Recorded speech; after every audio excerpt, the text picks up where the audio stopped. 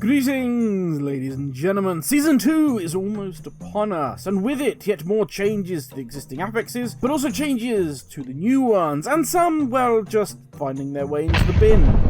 So let's get into it.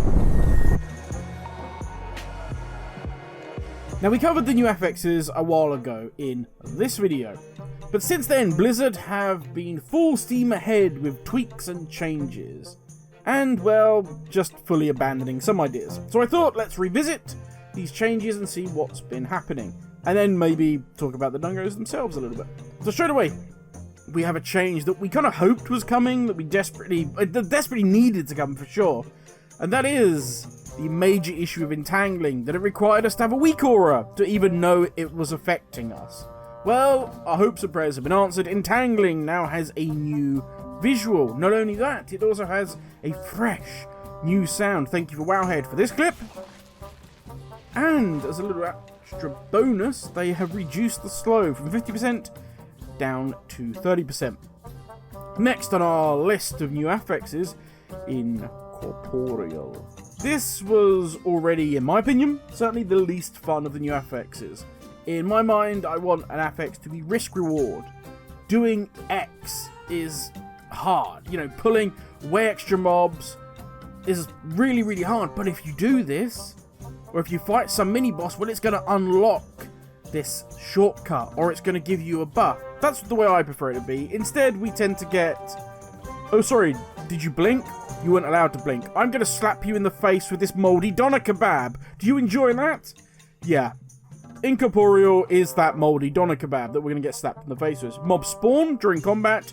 You can't kill them, instead you need to CC, interrupt, etc. so that they do not get their cast off.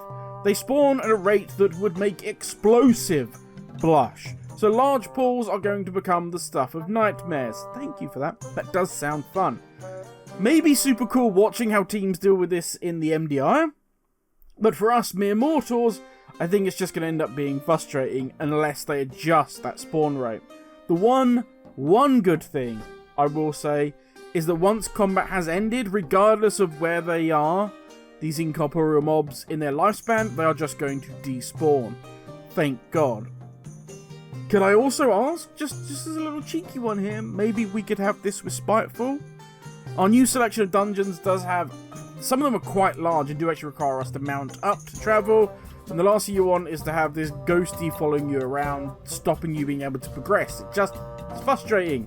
Dare I say it, it's not fun. He's out of line, but he's right. Last, but by no means least of our new affixes, is Afflicted, or as I called it, the Healer Affix. Mobs spawn with WoW COVID, and as a player you need to clear it from them, or you get infected, which in this case means your haste is reduced by 100%. Again, fun. Nothing has really been changed on this. It's as it is, which is okay, whatever. They seem to be spawning a lot, but it is what it is. Hopefully these get a little bit of love in the last couple of weeks. Now onto our current affixes. Raging had a little bit of an identity crisis. Not sure if it was Blizzard testing something that they want to do in the future, or if it was just one of those indie company problems. But Raging prevented interrupts and crowd control, which had many speculating, lots of wild videos coming out, but it was then quickly hotfixed by Blizzard. So, indie company issue then. Fuck. Yeah, speaking of... Fuck. Explosive is next on our list. This was to be a bold refresh, a rework, a redux, whatever you want to call it, rather than many tiny explosives that needed to be, well, exploded before they, explode. What did you say? We would have fewer, but much larger orbs that the group would have to entirely focus upon. A great idea in theory, but not so great in practice when the orbs at high key levels becoming big. I mean, really big. It's a space station. To the point that one orb is like a mini raid boss.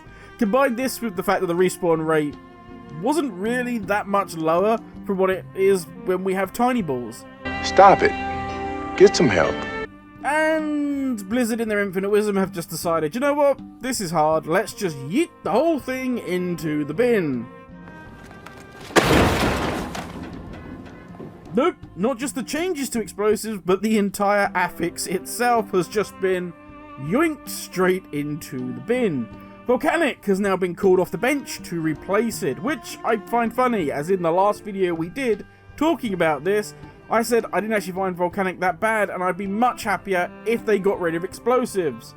So, welcome back, Volcanic, and bye-bye explosive, you will not be missed. That now means our current retired affixes are Quaking, Grievous, and Explosive. To be honest, I'm not sad to see any one of them go, and in fact, if you want to feel free and throw Sanguine in there as well, I would be in heaven. So, with the affixes out the way, let's quickly talk dungeons. The feedback is looking, to be honest, pretty good. As always, certain bosses appear to be a little overtuned, and some in needing of a little love, and some just plain boring. There is an issue with several of the dungeons being extremely linear. I'm looking at you, Alderman, Vortex, and Halls of Infusion.